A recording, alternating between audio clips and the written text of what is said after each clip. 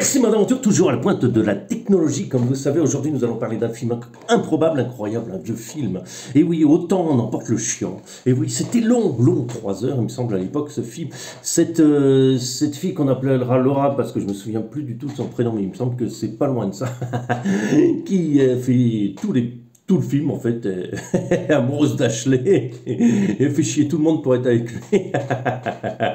Pour au final finir avec lui, qui meurt à la guerre, je crois, il me semble. Tellement ce film ne m'a pas intéressé, tellement j'ai fait autre chose pendant ce film que franchement, j'en parle maintenant. Donc autant n'importe le chien, c'est 3 heures d'ennui, d'ennui magnifique, dans un cadre magnifique de désert du Colorado. Voilà, dans des voilà. Donc après le Grand Bleu et l'ennui souterrain, sous-marin, je veux dire, on a voilà. Autant n'importe le chiant. Voilà, bon, c'était la petite trait d'humour du début. Aujourd'hui, nous allons faire une modification de notre ami le Betty, parce que ça, c'est Betty, parce que ça ressemble pas à Betty, mais c'est Betty.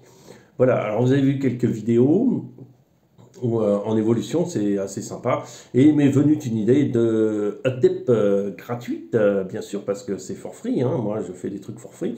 Et avec effet immédiat et effet époustouflant. Comme d'habitude. C'est l'effet, comment dire, la magie RC Mode qui fait son effet. Voilà, ça m'est arrivé hier soir entre deux bières tchèques. Donc, quelle motivation en ce moment.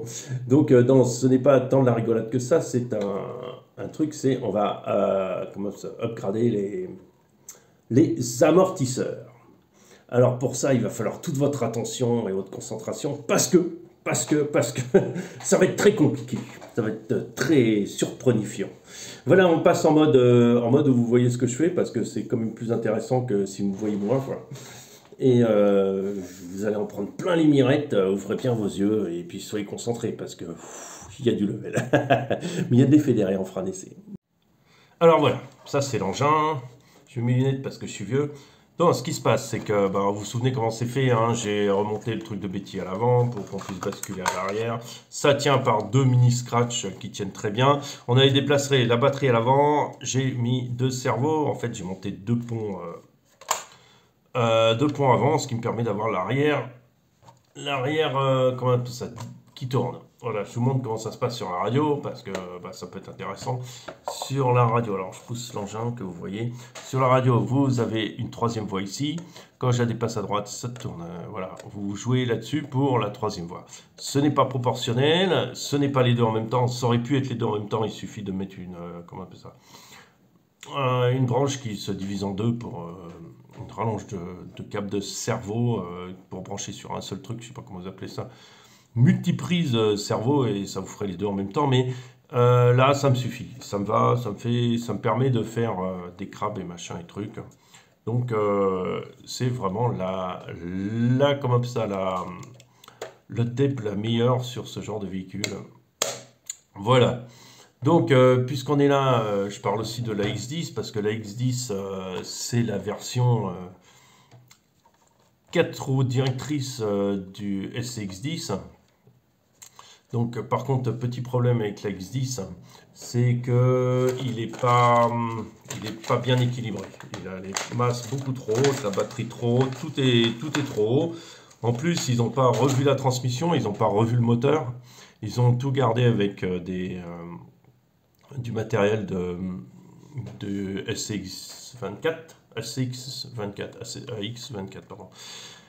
Voilà, je me mélange dans mes patins, et du coup, c'est comme ça, quoi. Ils n'ont pas revu à augmenter la taille du moteur, ni à changer le rapport de transmission, ce qui fait qu'on se retrouve avec des roues vachement plus grandes. Alors les roues de Betty sont pas mal, hein, elles sont bien, mais on se retrouve coincé parce que ça marche pas si bien que ça. Le rapport de transmission est beaucoup trop long. Voilà, j'enlève le truc, j'ai des petits poids de 6 grammes qu'on m'a donné. Ok. Et je vous explique. Voilà, alors ce qu'on va faire dans les amortisseurs, pour que ils ne se... on va mettre de l'huile dedans. Voilà, pour que ça revienne, mais plus doucement.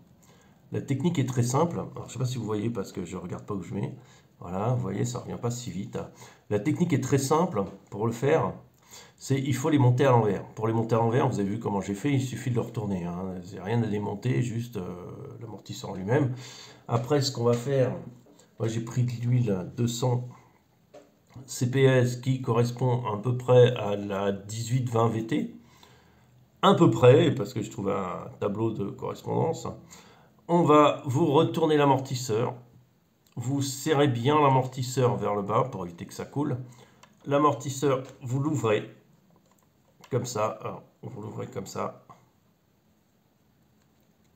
Voilà. Et il vous suffit d'insérer deux gouttes d'huile comme ça.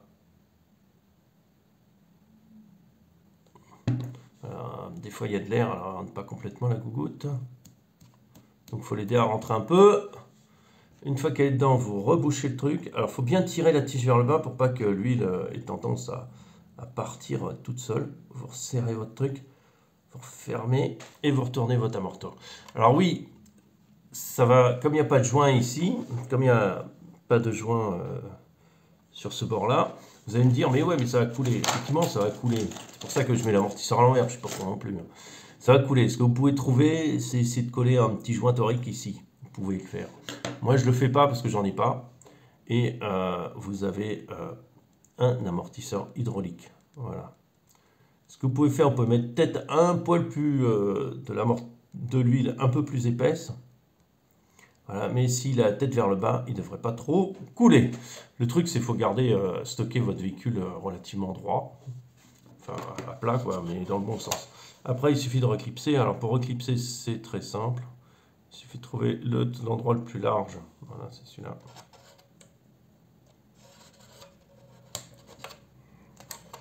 Alors, c'est une petite DEP qui n'est pas non plus hyper compliquée à faire, qui n'est pas non plus vraiment super méga, qui va pas vous changer la mort complètement du truc, mais ça va vous éviter les sautillements et du coup ça va vous plaquer les pneus beaucoup plus au sol.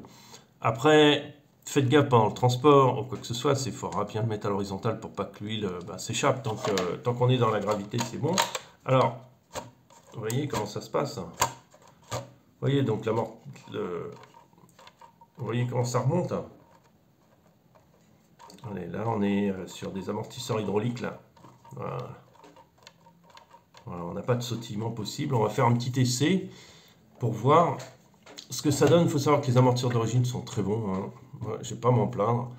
Et que... Il y en a beaucoup qui mettent des Pidgeora. Alors, je ne sais pas ce que ça vaut. Moi, je ne suis pas très pour mettre des options à gogo sur mes véhicules. Donc, c'est comme ça. Alors, la X24 est dommage. Ils n'ont pas revu la transmission ni le rapport transmission pour pouvoir avoir quelque chose de plus contrôlable. C'est malheureux parce qu'après, on se retrouve avec un véhicule qui n'est pas du tout bien équilibré au niveau de la transmission, qui a un rapport beaucoup trop long. Après, qu'est-ce qu'il y a encore? Il a son centre de gravité très haut, il a un tortouille monstrueux, enfin bon. C'est pas un véhicule qui marchera stock. C'est-à-dire qu'il va falloir penser à investir pas mal pour pouvoir avoir ce qu'on veut. C'est-à-dire un véhicule plus performant. Et il faudra vraiment le faire parce que sans ça, on n'arrivera pas. Est-ce que moi je vais en acheter? Non. La seule chose que je peux faire, c'est que j'aimerais bien faire, et que je pense qu'il est pas mal à faire, c'est juste modifier le vôtre. Faites comme moi, donner 4 roues directrices, voire aussi changer de radio pour pouvoir avoir le contrôle des 4 roues comme vous avez envie. Moi, ça viendra peut-être, ça. Pour l'instant, j'y travaille pas trop, mais ça viendra peut-être que je le ferai un jour, ça. J'ai une radio qui est compatible avec 4 roues directrices.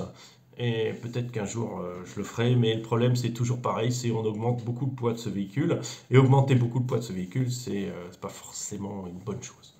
Alors on va faire l'essai maintenant. Alors petit test sur terrain improvisé, un petit parcours.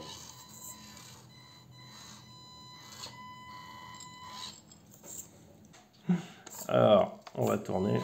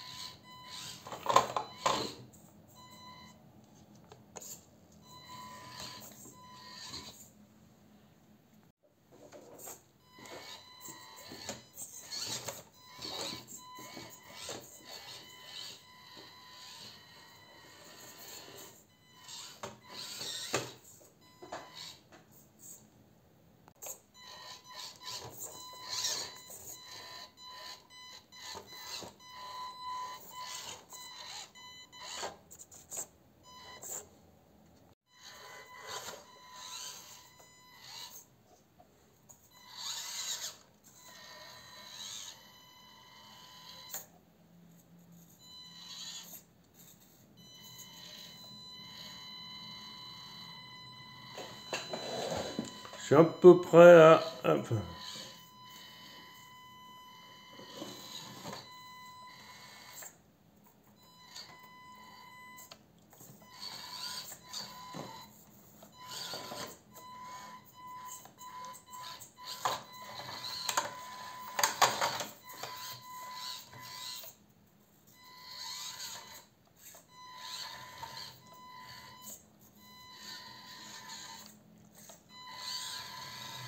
L'arrière ne veut pas passer. Ah si. Oh là, j'étais un peu vite. Pourtant, je suis sur la petite vitesse, mais avec le moteur du barrage, j'ai plus de contrôle. Hop là.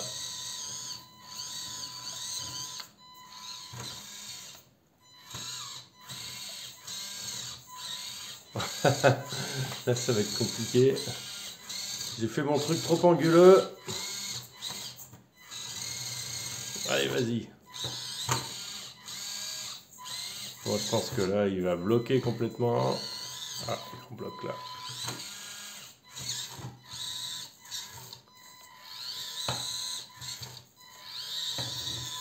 Ah ah ah ah. Il veut pas passer.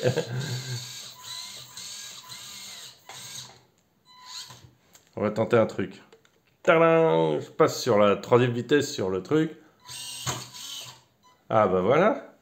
Et maintenant on va repasser en première pour avoir le meilleur contrôle.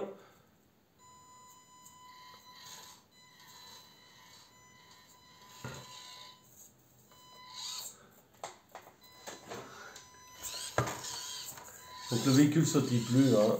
Donc c'est surtout ça que je voulais mettre en avant.